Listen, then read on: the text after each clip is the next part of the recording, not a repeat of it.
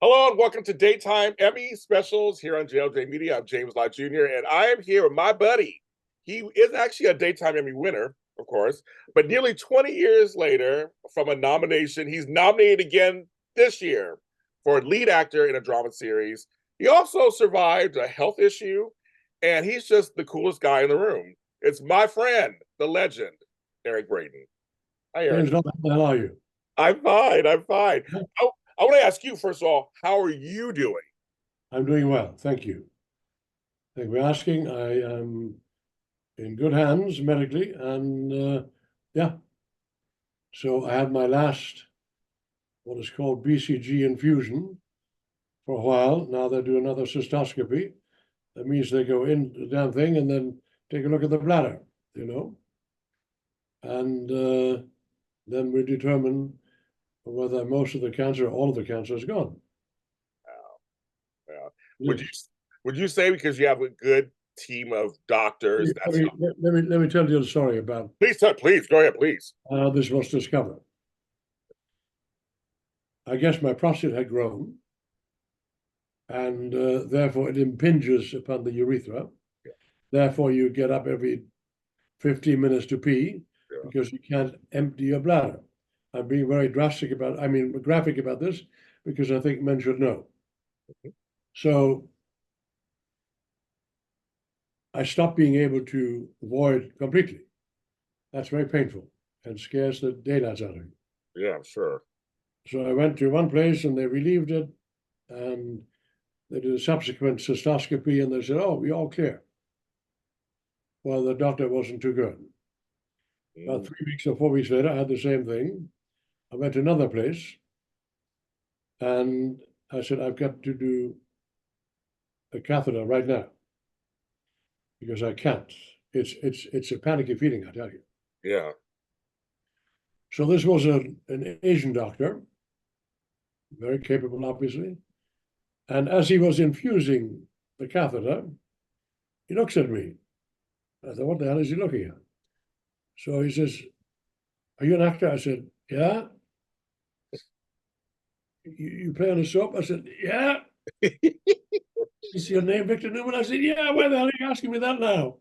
That's not happening.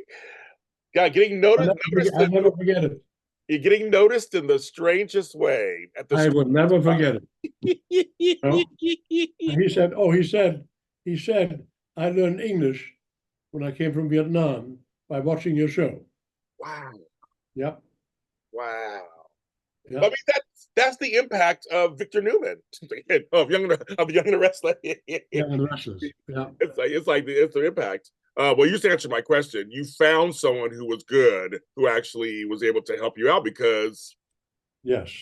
yeah, And then upon a second cystoscopy, found out that I had cancer, bladder cancer, but fortunately caught it in the early stages. You know, that's why I ask everyone to just go have a colonoscopy, have a cystoscopy, have your veins checked, your arteries checked. I mean, and yeah, be proactive about it. yeah, Because as we get older, I'm a little older than you are, a little, but you're starting to be at the age 55. yeah. You better get all of that examined. I am, yeah. I Yeah. I have a good doctor. I have a good doctor. Good. Anyway, there you go. No, I'm glad. No, we had a little scare with you last year. I was like, no, not my Eric Braeden. Yeah. But Yeah. you fought it though, so that was good. Now, my brother, who is 8 years older than I am, he's 90 now. He had bladder cancer, but advanced bladder cancer. In other words, the cancer cells had penetrated the muscle walls of the bladder. That requires an entirely different treatment. Yeah. Wow. I have what is called BCG. B stands for bovine. CG are the first two letters of two scientists in France who discovered this serum in the 1940s, I think. Okay. And in an attempt to fight tuberculosis. They later on found out this also is good as an antidote to bladder cancer. Wow. Okay. So there you go. Yeah. No. Yeah. How's he doing right now? They took his bladder out. Oh, he took it out. Oh, okay. And he's doing well. He's a tough guy, but he, has a bag. Okay. He's graphic about it. Yeah. And he's handling it well, except sometimes the damn thing comes loose. So anyway, yeah. But the point is, men, sometimes we won't check ourselves out. We need to get checked out. I am telling you, once a year, I would say, at least. Yeah, I agree. And another lesson: if your doctor, you have feelings about your doctor, get another second opinion. Get a second opinion. Yep. Very important. It's your body. It's your life. Literally your life. So you have to do that. I like that. But you were going through all that, but then also you were on television, front burner storyline, doing your job last year. Thank you. And got rewarded for it by an Emmy nomination. So I mean, it's been a long time, Eric. How's it feel? Well, it feels very good. But the reason for the long time is I didn't submit for about 15 years or whatever. Oh, so you didn't submit? No, I didn't submit. I did not submit. Okay. Because the way they selected someone is from inside the company. And that becomes a popularity contest. Yes. I don't give a shit about popularity. Yes. So it's just intrinsically corrupt. So now the Academy apparently asked some outsiders to vote as well. That makes it more objective. People who have nothing to do with our show in particular. It was so fraught with,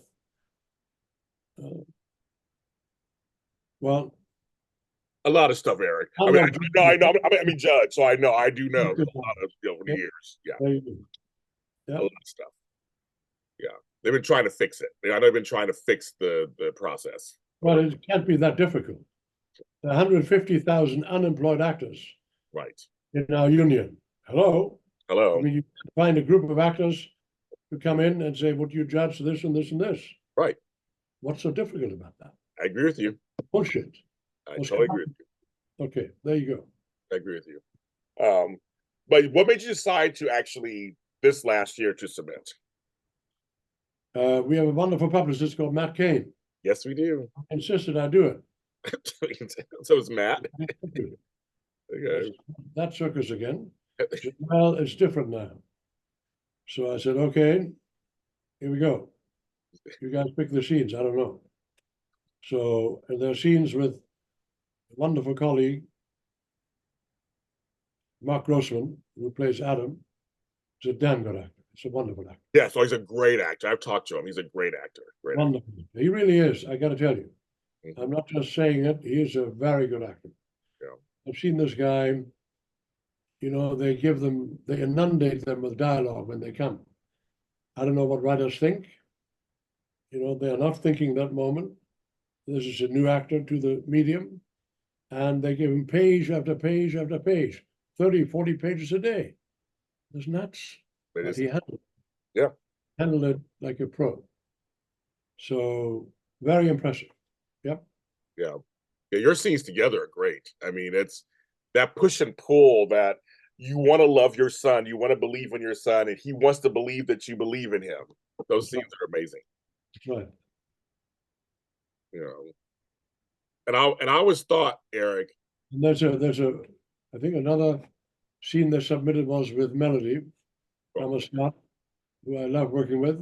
Yes. And, who, by the way, she'll certainly be nominated next year. Yes. Did a wonderful job, lady. Wow. Oh no, us fans are like, why wasn't she or Mark nominated this year? We feel that way. Both of them should have been nominated. That tells you what I think about the whole thing. Yeah, I know. I'm with you, Eric. I'm with you. But when you are nominated, it's wonderful. Yeah. I'm very grateful, and it makes me happy. And yes. Yeah. My granddaughter wanted to come to the Emmys with me, which would have been absolutely wonderful. Would have loved it, but she is unfortunately not here on that date. Okay. So you are coming this year. You're going to come to the Emmys. I'm going to come. You bet. I'll see you there. I'll see you there on the red carpet. I'm glad. I'm good. I'll come. You bet. Good. Okay, good.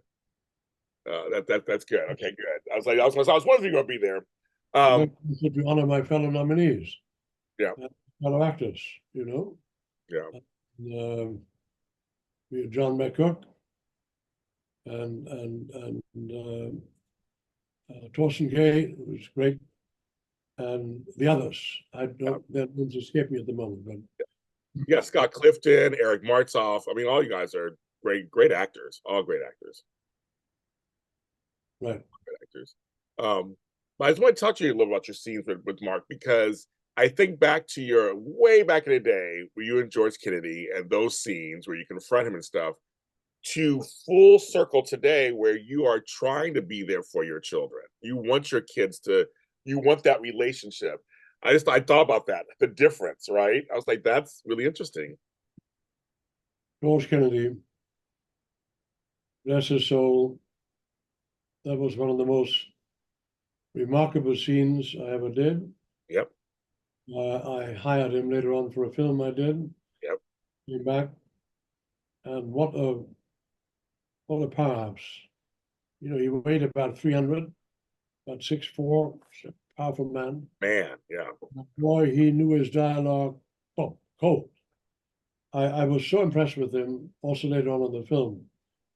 He is old Hollywood, the gentleman, and yeah, and I'm very sad he's gone. Yeah. So working with him was a joy. Yeah. Utmost respect for the man. Yeah. Yeah. And also, you got Colleen Zink. You're obviously acting opposite of these days. Yes, I'd never seen Colleen before, but that's because I don't even watch our show. Right. I don't watch daytime at all. Here and there I do, but I did not know her before. But she came highly recommended, obviously, and couldn't be a nicer person. Yeah. Great colleague, very nice, very warm, just a wonderful colleague, really. Yeah, I agree.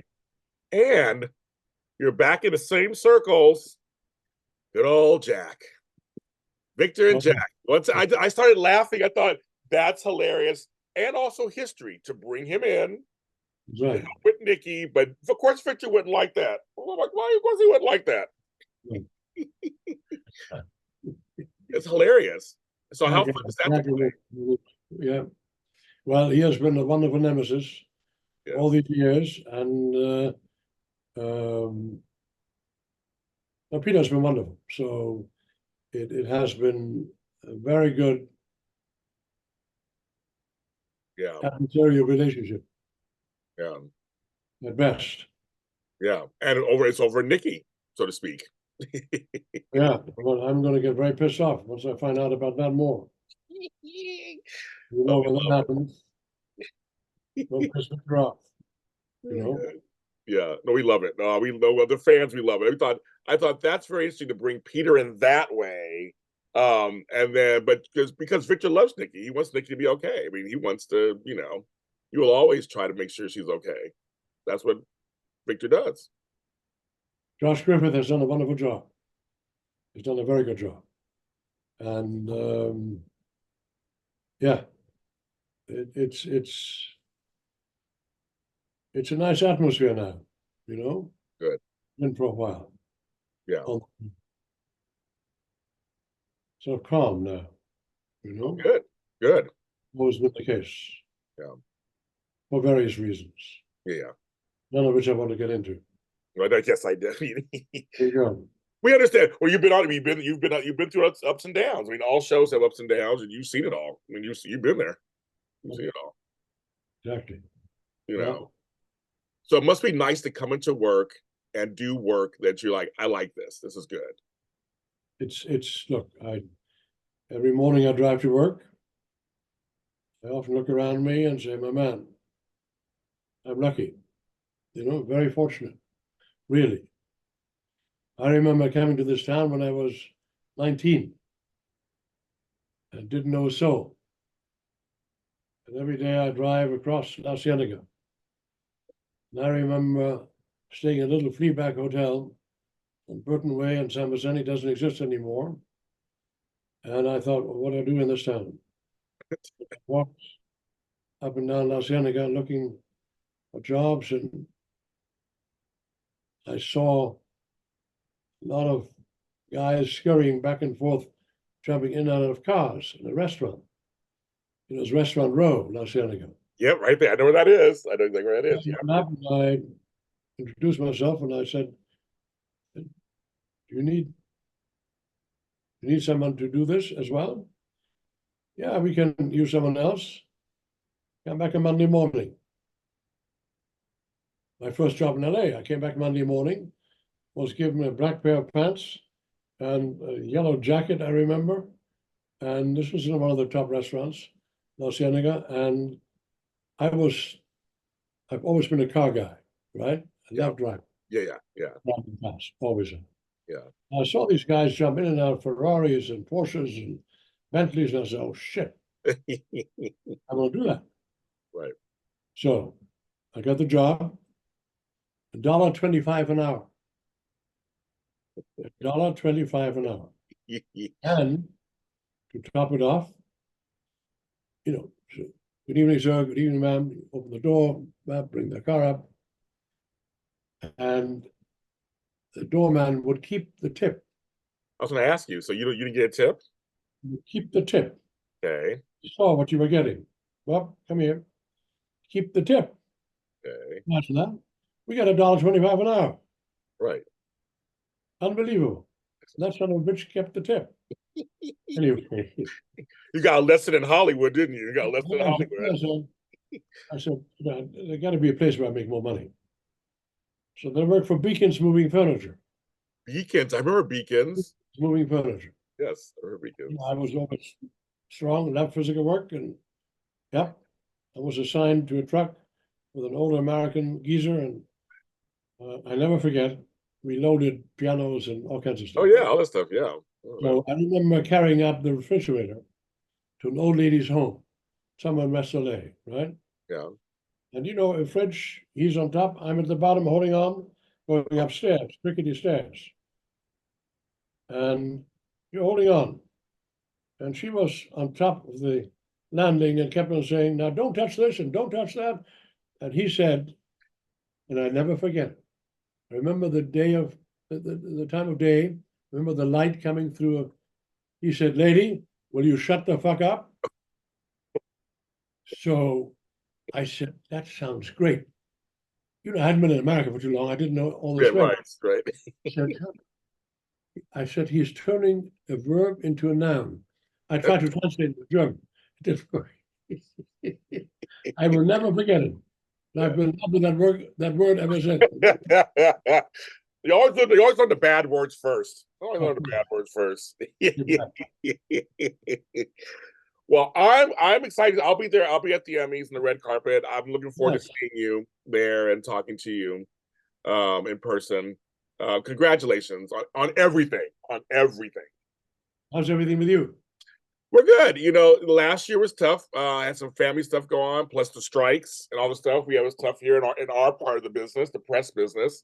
But I'm doing good this year. It's rebounding. We're rebounding. Everything is pretty good, and I feel good. Like you said, I'm having a birthday next week. I feel good. I've been working out and trying to eat better. I went to the doctor recently, and the insides are good so far. Good.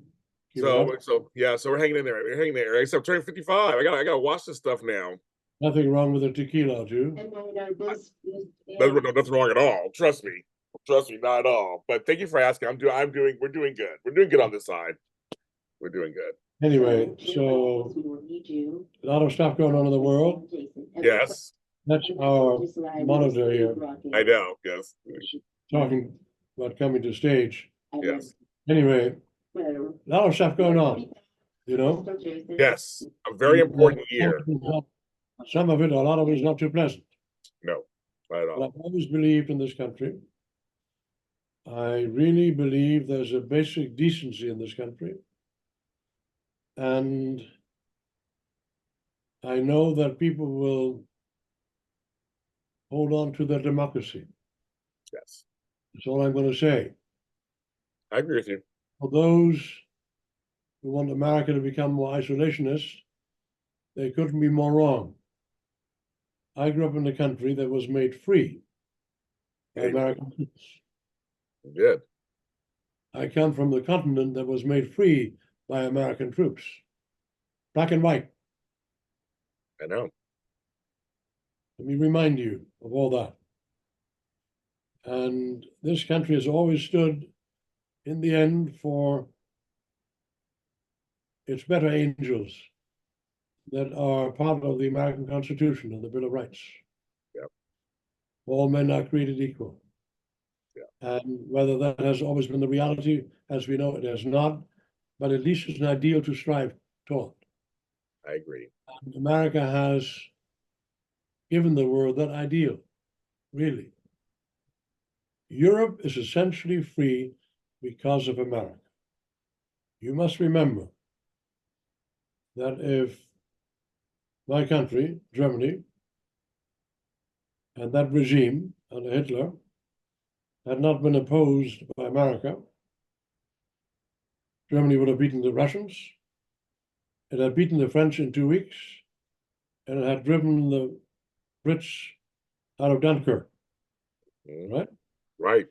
So don't ever underestimate the enormous sacrifices made by America. Yeah.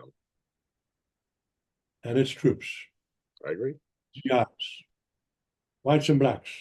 Yeah. Okay? Need to remind you of the Tuskegee Airmen, bunch of black pilots who played a role in the Air Force of American troops coming to Sicily and then Normandy and then up Yeah. the boot, etc. America has been a lot of good to a lot of people in the world. And by defeating Japan, we created democracies in Southeast Asia that didn't exist before. Right. So we can be critical of our country. Vietnam was one of those. Iraq invasion was one of those. But beyond that, America has done an enormous amount of good.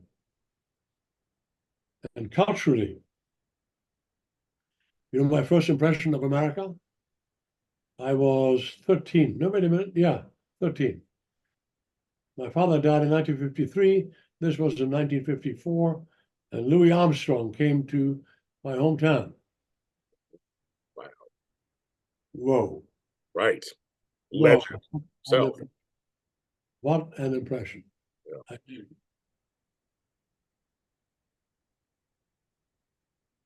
I'll never forget it. Yeah. He with his white handkerchief and his trumpet. Oh yeah. Oh yeah. Oh yeah. And the Saints go marching in. Oh yeah. I tried to imitate him. I had a rough voice. Oh, how funny. Yeah, because you have that kind of that gravelly voice. Lionel Hampton came later on. Elvis Presley later. Yeah. American culture, I tell you, wow. Yep.